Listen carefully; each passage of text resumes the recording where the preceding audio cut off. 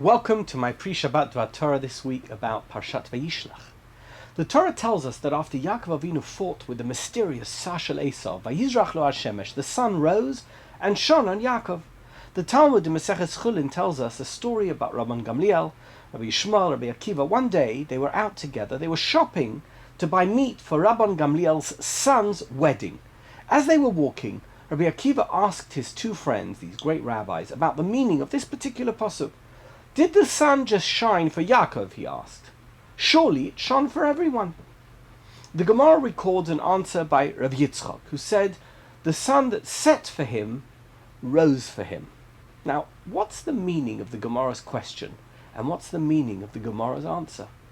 And I'm also curious to explore why we needed to know the precise details of when this conversation took place, at the butcher, on the day of Rabban Gamliel's son's wedding, etc. As my kids sometimes say to me, TMI, too much information. But Menachem Mendel Rimanov, in his Sefer Menachem has a beautiful interpretation. We know from other places in the Gemara that Rabbi Akiva always tried to cheer up his friends. One famous story is located at the end of Maseches Makkos. I've told that story many times before. But why was Rabbi Akiva always trying to lift their spirits? Why were his friends so depressed? Rabbi Akiva lived at the time of the destruction of the second Beis Hamikdash, and he lived into the period of exile and persecution by the Romans after the destruction. At that time, understandably, everyone was very depressed. It was just one of the worst periods of Jewish history. The center of the Jewish world, Yerushalayim, lay in ruins, and there seemed very little hope for the future. But Rabbi Akiva was an upbeat person, always seeing the positive side in every situation, and he always told his friends, don't give up hope.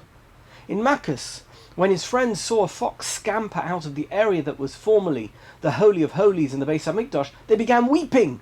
Who can blame them? But Rabbi Akiva comforted them, explaining why what they had seen was a sign that the Beis Hamikdash and Yerushalayim would be rebuilt. During this particular period of Jewish history, the Romans were oppressing the Jews, and the Gemara says maybe they should have decreed that no one should get married and have children.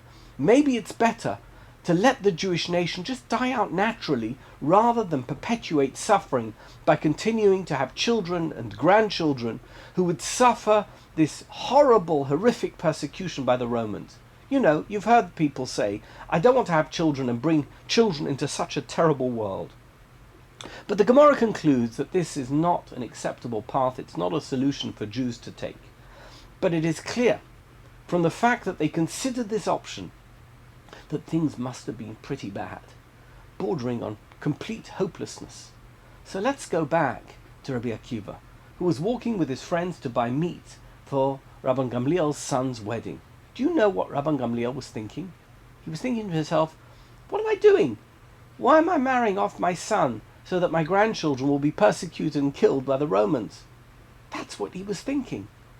Rabbi Akiva saw that his friend Rabban Gamliel was in a state of despair. Instead of being happy about his son's wedding, he was so miserable, and Rabbi Akiva wanted to cheer him up, because that's what Rabbi Akiva always did. He thought to himself, what can I say?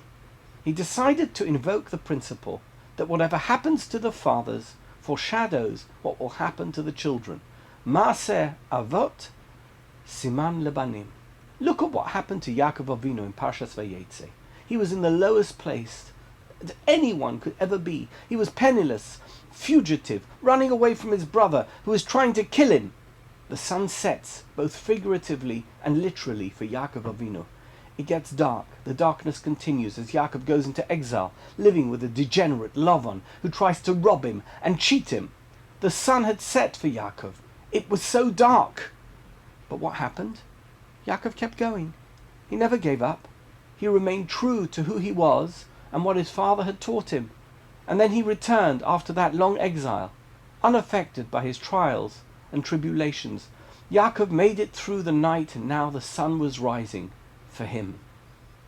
Do you know what Rabbi Akiva was telling his friends? Never give up.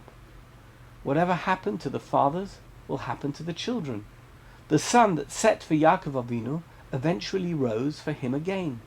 There's an end to the darkness, an end to the bad times. That is the history of the Jewish people. We go through the night and we emerge into the light of the day. However bad times may be, there is always hope for a bright tomorrow. What a powerful lesson for us right now, in lockdowns, in economic difficulties, in uncertain times. The sun may have set, but it's going to rise for us again, and everything will be bright and sunny once more. I want to wish you Shabbat Shalom, good Shabbos. Thank you for watching, and see you next week. Thank you.